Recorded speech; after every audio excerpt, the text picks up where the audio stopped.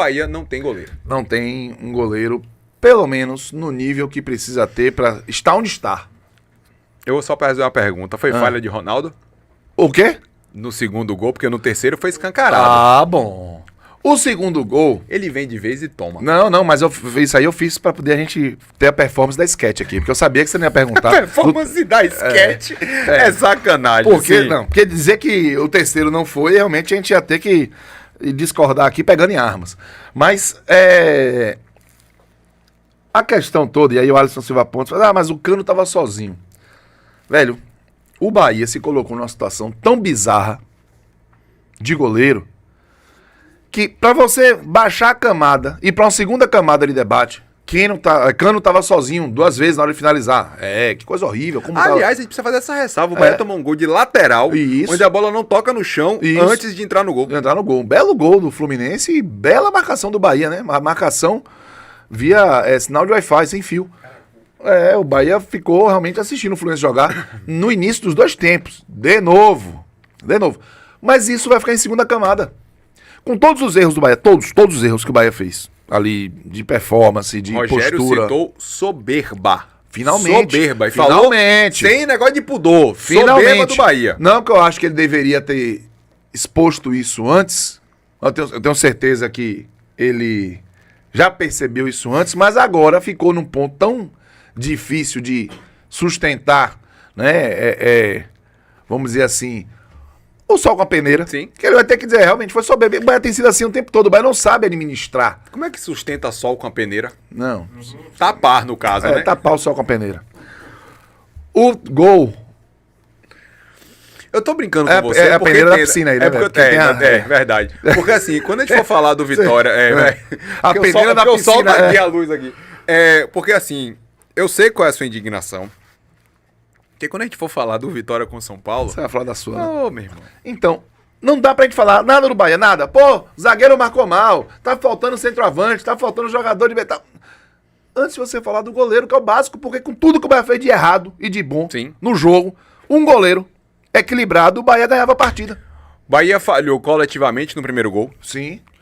Pra mim, o Ronaldo falha sim no segundo, porque ele tá mal posicionado e cai atrasado. Ele tá muito mal. Eu não sei nem se ele cai atrasado. Ele tá tão mal posicionado que quando ele vê a bola, ele não tem nem braço pra chegar.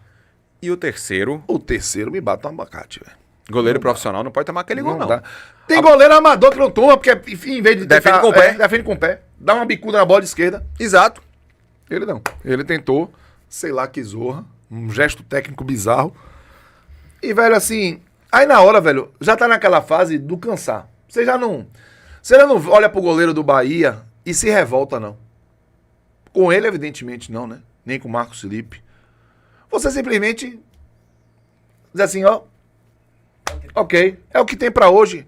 Não é surpresa. Agora, não dá pra simplesmente ficar tomando o gol o tempo todo, achar que não é surpresa e não cobrar. Eu acho que se tem uma coisa que o torcedor tem um direito e pode fazer, é espizinhar. É cobrar. Lembrar, botar letreiro, alvará de funcionamento, avião com faixa. O Bahia não tem goleiro. O torcedor teria de fazer isso. O Bahia não tem goleiro. Você quer ser 4º lugar do Campeonato Brasileiro? Conseguiu terminar o primeiro turno em 4º? Com esse goleiro? O turno do Bahia ainda não acabou, né? O Bahia ainda tem 2 jogos a fazer. Mas a 19ª rodada... O Bahia tá com 30 pontos, pode chegar a 36 no turno, mas na 19ª... A gente vai ver a classificação, tá tão louca, de momento. Tem time com 19 jogos, time com 18, time com 17 e time com 16. Imagina que o Juventude... Juventude que joga hoje, não sei se o Corinthians, mas o Juventude só tem 16 jogos. É um absurdo. Mas você calendário... não tem o cenário real de como você termina o primeiro turno do Campeonato Brasileiro. A grande questão é que eu não consigo... Aí você... Quando for falar comigo dos pré-jogos do Bahia e disser que eu tô sendo ponderado, medroso, lembre que é um Bahia que não tem goleiro. Não. É por isso que toda hora o Bahia vai jogar fora com o Sport. O Bahia vai... Não é. Não é favorito. Você não vai ser essa favorito em todo jogo, principalmente em jogos que você precisa do seu sistema defensivo. Com um goleiro do nível que o Bahia é. Já basta a postura. E tem muita gente dizendo aqui que o terceiro gol do Fluminense foi no contrapé de Ronaldo. Contrapé, nada.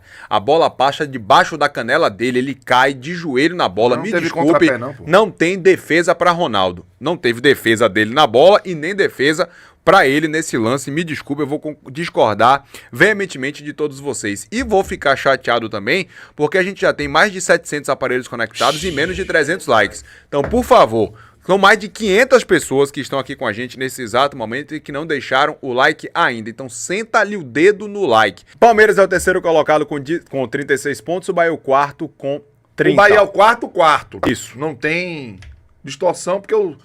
Não, e vamos lá. Quem tem jogo a menos que o Bahia, deixa eu ver ali. Até se ele ganhar os próximos 2 jogos, ele não passa o Palmeiras. Ele não passa o Palmeiras, é quarto mesmo. E o Botafogo tá ali com 29 pontos com as Se mesmas tivesse goleiro, mesmas assim, partidas um do goleiro Bahia. confiável, fosse uma posição que tivesse resolvida no Bahia, não é uma posição assim que não é tão importante, mas é importante, né? Tô ironizando, usando da ferramenta ironia. O Bahia poderia até estar com mais pontos, mas tudo bem. Davi Augusto Salles, o jogo de sábado vai ser mais um pro Bahia mudar de patamar. Mas tivemos vários nos últimos 2 anos e sempre vem AM. Criciúma lá, São Paulo em casa, Cuiabá e Corinthians em casa, esse ano na Liberta, Sport e etc, Cássio.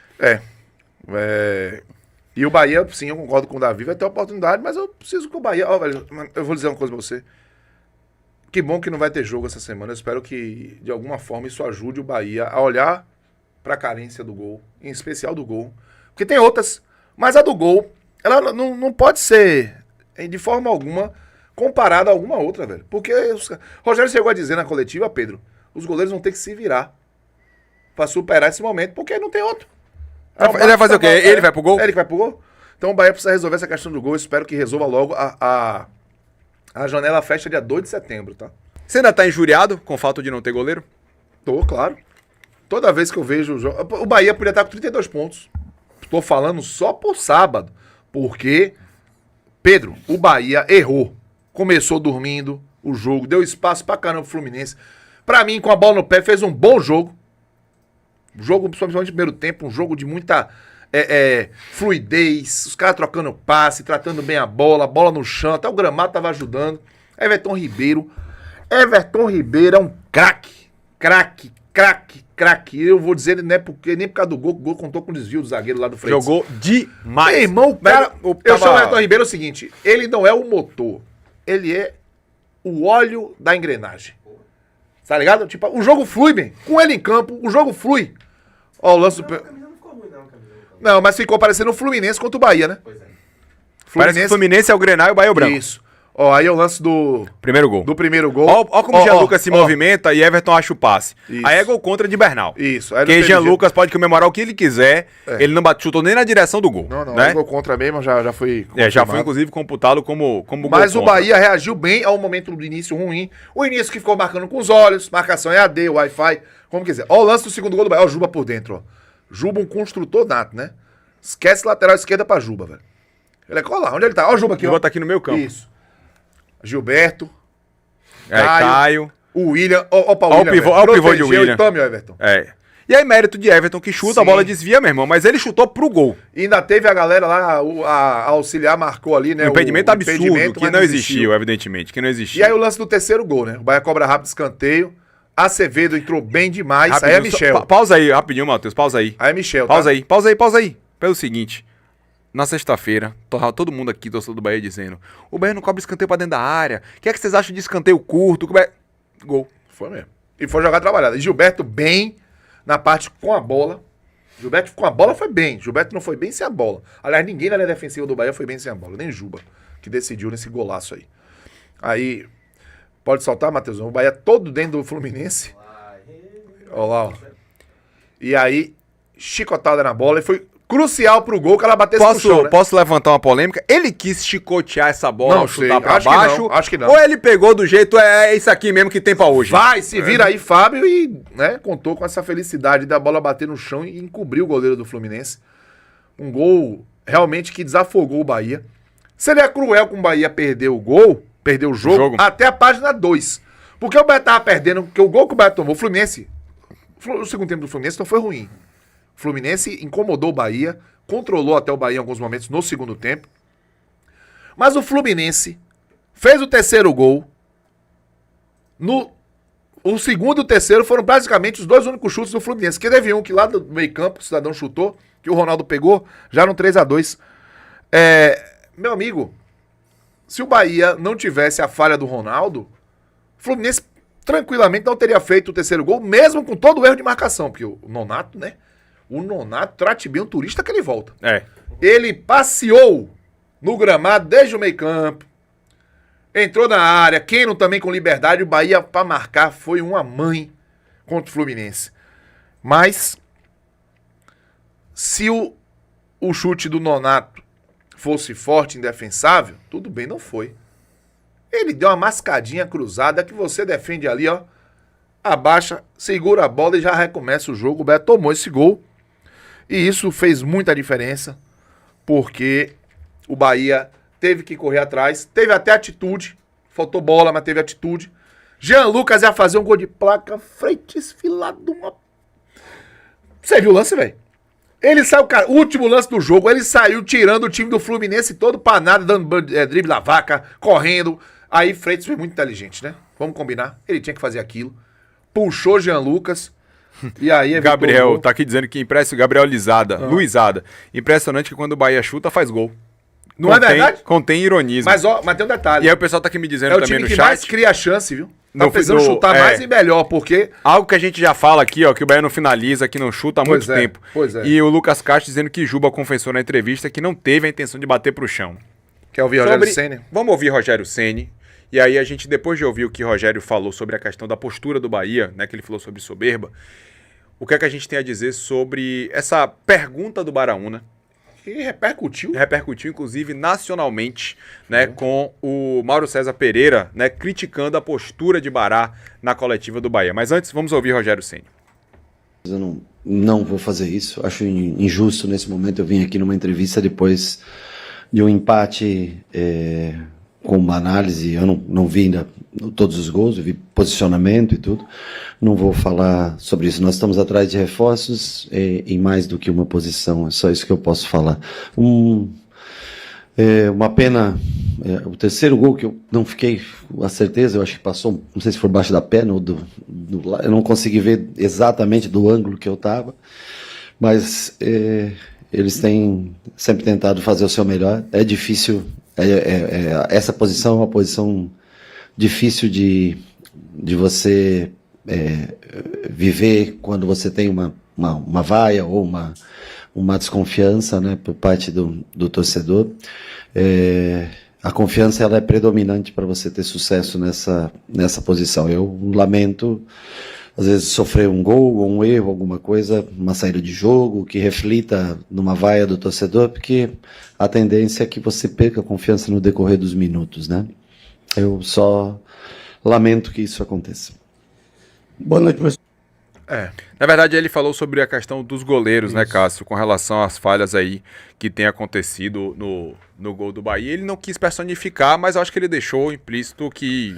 ele chegou a falar... Não tem jeito a dar com os goleiros que estão aí. Eu achei a coletiva de Rogério, inclusive, melhor do que eu imaginava pro contexto. Sim. Porque a insatisfação em torno do resultado, por mais que o Bahia tenha empatado no final, era jogo que o Bahia ia ganhar.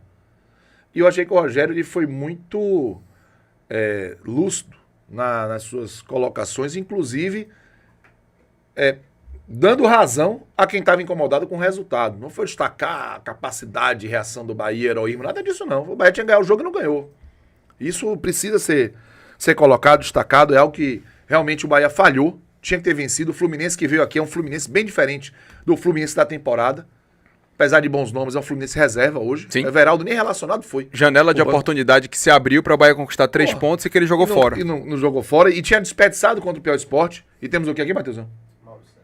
E aí, pra gente poder pegar o gancho do que Mauro César falou sobre a pergunta de Baraúna. O que ele posta isso daqui dizendo o seguinte: no que se transformaram coletivas de, abre aspas, imprensa, palco de desabafo de torcedor, e fala como se o Bahia fosse mais forte antes da chegada do Grupo City. E eles querem brigar por títulos aqui, fora o City, o Manchester City, os times do grupo não são protagonistas. E aí ele emenda: o pior é que depois da postagem abaixo, surgiram imbecis que só tem como argumento xingar. Biltres expuseram seus cérebros de minhoca, entendendo que o ponto é o Bahia poder brigar por títulos ou não, quando fui claro. Coletiva não deve ser palco do desabafo de torcedor e não sabemos se o Grupo City de fato um dia investirá a ponto de levar o time a lutar pelo título brasileiro. Fato, só na Inglaterra que eles mantêm um time protagonista. Haverá outro, não se sabe. Aí a gente tem que dividir em camadas a análise. Aí é o seguinte, para você que está acompanhando a gente, com muita parcimônia, entenda bem o que eu vou lhe dizer. Tecnicamente, a crítica que o Mauro César teceu ali ao comportamento de muitas das pessoas que vão fazer perguntas nas coletivas, ela é uma crítica pertinente. Tecnicamente é muito pertinente. E nós já falamos sobre isso na semana passada aqui no bar. Em alguns episódios aqui da live do bar, a gente já se manifestou dizendo sobre o nosso incômodo, e eu falo e Pedro, porque a gente está compactuando da mesma opinião, da busca por protagonismo do emissor da pergunta. É como se o emissor da pergunta quisesse usar o direito de fazer a pergunta e o perguntado como degraus para expor a qualidade do seu trabalho, sua opinião, sua satisfação ou insatisfação. Vou repetir, tecnicamente, não é o lugar para fazer isso, a coletiva. A opinião, muitas vezes, no caso da do Baraúna, por exemplo, do Jailson Baraúna, foi um caso específico em que a opinião dele veio engatada com uma boa pergunta. Sim. Sabe? Mas a opinião, muitas vezes, está virando a protagonista das coletivas. E não é de agora. Isso, e não é o caso do Baraúna só, não. Isso é generalizado. Em todo o Brasil, Em todo não o é? Brasil. A gente não está criticando a imprensa daqui, não. Não. E isso está fazendo com que a coletiva perca, ela vire uma careação entre o sentimento do torcedor, que muitos estão ali querendo representar. Isso. E eu falo, essa discussão aconteceu em um grupo que a gente participa, e eu concordo com a opinião que foi colocada lá. Eu já me incomodo quando alguém diz parabéns pelo resultado. E ainda tem um detalhe que foi Quando é colocado positivo. no nosso grupo, é que quando existe um resultado positivo do clube em questão, seja do Bahia, do Vitória, ou do Palmeiras, ou do Flamengo, ou do Vasco, do Fortaleza, que aquele jornalista, comunicador, ou digital influencer, seja lá o que for, que o time dele vence, ele se coloca como protagonista da vitória. Nós ganhamos, Isso. nós conseguimos o resultado. Nós quem, bicho? Isso. Nós quem? Tem que haver a diferenciação em qualquer momento. Você não está jogando, você está ali fazendo um trabalho de comunicar. Com relação a Baraúna, esse sempre, a rigor, foi o estilo de Bará. E Bará é um cara que eu sou apaixonado, ele sabe disso, devo muito a ele. E o que eu quero dizer é que esse sempre foi o estilo de Baraúna. Mas o que eu acho das coletivas é que você pode imprimir a sua opinião numa pergunta objetiva. Porque a partir do teor da sua pergunta, já vai se saber o que você pensa. Isso. Sem você precisar desse preâmbulo gigantesco, onde toda coletiva existem duas coisas, Cássio. Um, torcedor, o comunicador querendo aquele momento de aparecer, Isso. aqueles 15 minutos ou 15 segundos de fama, e demonstrar um conhecimento que não é o lugar dele estar demonstrando. É isso aí. O protagonismo não é da emissora da pergunta. E muitas vezes, Baraúna ainda tem habilidade para muitas vezes fazer a pergunta encaixada com sua opinião. Ou seu desabafo. Perfeito. Muita gente não tem essa condição. Então faz todo um preâmbulo, coloca a sua opinião, e você tem ali um profissional que é o técnico, que tem que, tá dentro do escopo do seu trabalho, fazer a coletiva pós-jogo, tá ali tendo que lhe ouvir, dar a opinião, para talvez você fazer uma pergunta para ele ter que responder. Muitas vezes tem que ficar ouvindo a reclamação. E no duro, vou repetir, tecnicamente não é o caso. Não é o caso. Isso é incômodo e não tem nada a ver com o comentário de Mauro César. A gente fez, inclusive, esse tipo de crítica já algumas vezes aqui. Recentemente alguém perguntou, e repito, não tenho nada contra, não acho que esse é um problema por conta das mídias independentes, porque eu vejo muita gente qualificada fazendo muita pergunta Exato. boa, enquanto veículo independente, veículo segmentado, para mim não tem nada a ver isso. Mas a gente reclamou desses dias de alguém que teria feito um preâmbulo dizendo que o Bahia não teria a obrigação de eliminar o Retrô. Então, só para dizer que a gente reclamou desse negócio de coletiva. Tecnicamente, a coletiva é pergunta, e quem tem um protagonismo é o perguntado, é o técnico, e ele vai responder. E ele pode ser confrontado sem ser hostilizado, ele pode ser enaltecido sem ser laureado, parabenizado por quem quer que seja, que ali não acho que é o caso. E Baraúna não foi ofensivo. Não foi não. A pergunta de Baraúna foi muito boa, foi gente. pertinente. Entenda o que a gente está querendo dizer Só aqui. que ela foi o gatilho para essa discussão. Para essa discussão. E com relação a Mauro, eu já tive em Mauro ele como um exemplo de jornalismo esportivo no Brasil. Hoje eu não tenho. Hoje Mauro virou um torcedor do Flamengo.